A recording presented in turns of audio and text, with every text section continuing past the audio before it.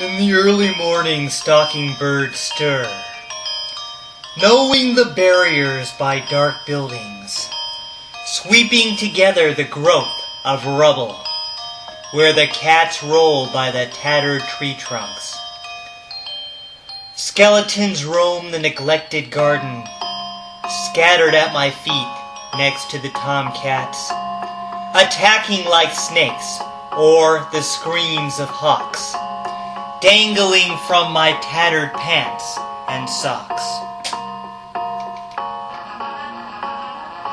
The chalk spirals are as sharp as cat claws, while in a rhythm they watch the others, with clouded eyes behind the jasmine root, while some shivered and ran at a cat growl. The voices of the remaining quavered with the exuberance of hungry apes, but then a flock of pigeons flew over, compelling the cats by hunter instincts.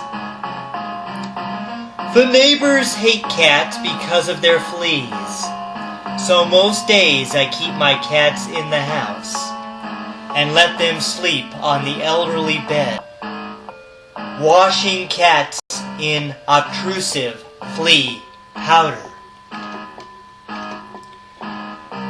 Like a cat, I would walk straight from the street, forgetting to wipe the filth off my shoes, and some would shake their heads in disbelief, then yelling to discipline like the cat. Some would kick the cat as it crept forward, while it managed to sneak some cut-up fish, running off, making echoes with its feet, proudly waging its tail, trailing behind.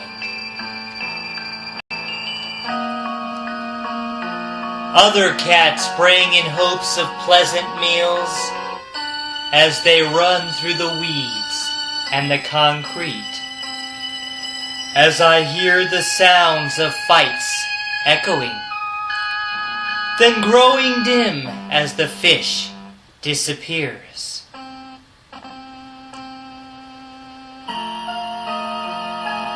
In the morning, it is a quiet street,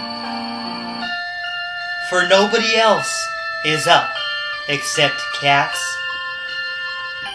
and the noises from opposite houses are stilled in the motions of snoring sleep.